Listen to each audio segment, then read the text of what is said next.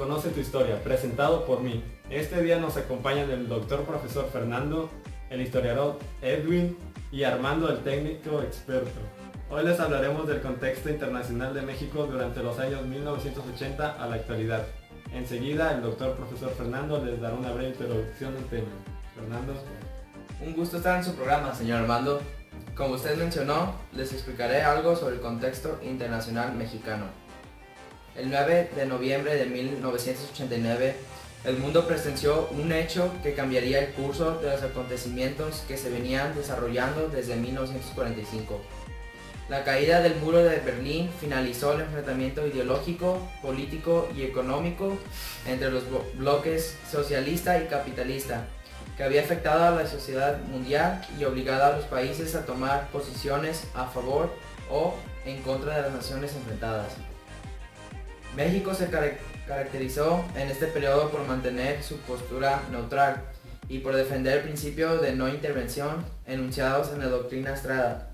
Es decir, México respetaba las acciones que cada nación realizara en su interior, pues contaba con el derecho de autodeterminación como parte de su soberanía. Esta doctrina se mantuvo vigente desde 1930 hasta 2000. De esta manera, México se mostraba reservado ante los acontecimientos internacionales que se desarrollarán como consecuencia de la tensión entre Estados Unidos y la URSS. Alberto. Muy buenos datos los que usted nos menciona. Parece ser que el técnico experto Armando tiene algo que decirnos, ¿cierto? Sí, así es, Alberto. Quiero mencionar que durante esta época el presidente José López Portillo y Pacheco, durante su gestión, sucedieron hechos tan trascendentes como la concertación y aplicación de la reforma política inicial para demostrar al país Ley Federal de Organizaciones Políticas y Procedimientos Electorales, LOPE, en 1977, la primera visita del Papa Juan Pablo II y en apenas un par de años, el más impresionante crecimiento de la economía nacional en su historia y una de sus más dramáticas caídas en el contexto de la crisis mundial, de los precios del petróleo y del exagerado endeudamiento público.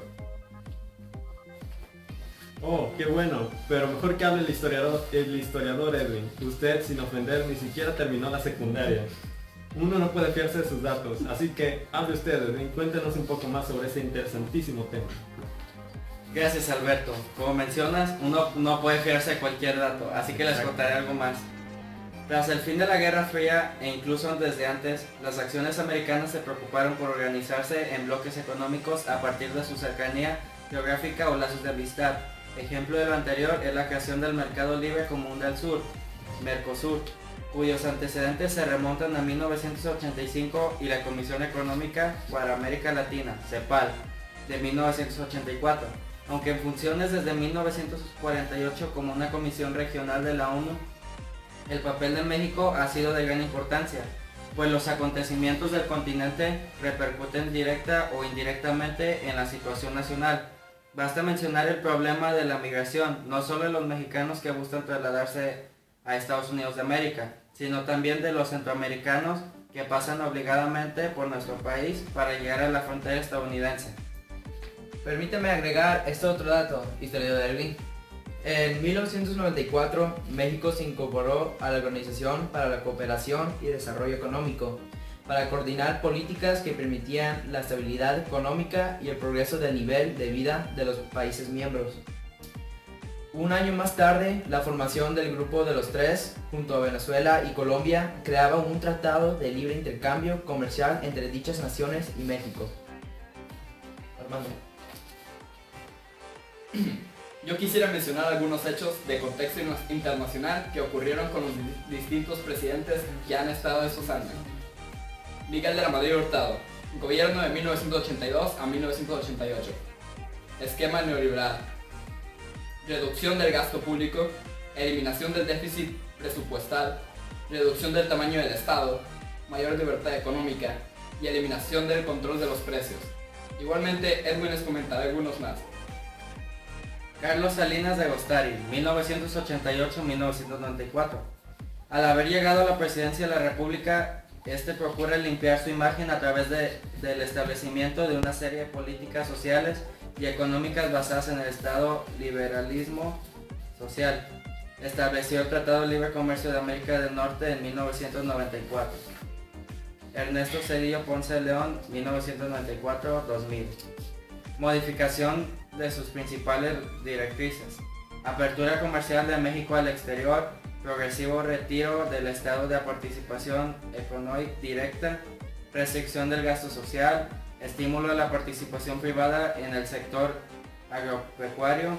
Apertura a intervención extranjera. Armando, el siguiente, explícanos. Vicente Fox. Su gobierno se destacó por combatir la corrupción en el gobierno federal, por difundir cifras, datos e información oficial antes reservada y por promover, aunque sin éxito, cambios estructurales en la Constitución mexicana que faciliten el crecimiento económico sostenible.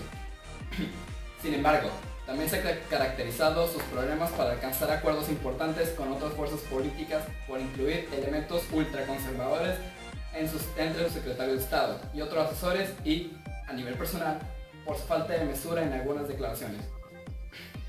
Felipe Calderón construyó con la construcción y rehabilitación de una gran cantidad de carreteras, decomisos de gran cantidad de drogas, lo malo es que muchas las reintroducen al mercado ilegal, detenciones o asesinatos importantes de los capos de la droga y la llegada de Bish a México. Bish. Malos. Los más de 40.000 muertos que ha dejado el combate del narcotráfico no han capturado al Chapo. Otro hecho relevante, no estoy muy seguro de si fue bueno o malo, es la extinción de Luz y Fuerza del Centro. Enrique Peña Nieto. La firma del Pacto por México, la liberación de Florence Cassels, la explosión de la torre de Pemex, Canadá vuelve a incluir a México como país seguro, la aprehensión de Elvester Gordillo. Tan espléndidos sus datos, pero tristemente se nos ha terminado el tiempo de nuestro programa. Pero véanos en nuestro siguiente episodio de Conoce tu Historia con Edwin, Fernando y Armando, donde cada semana se aprende algo nuevo y conoces tu lindo México. La siguiente semana, espérenos, tendremos una gran entrevista con Don Joaquín, un taquero de gran clase. Hasta luego. Eso es todo.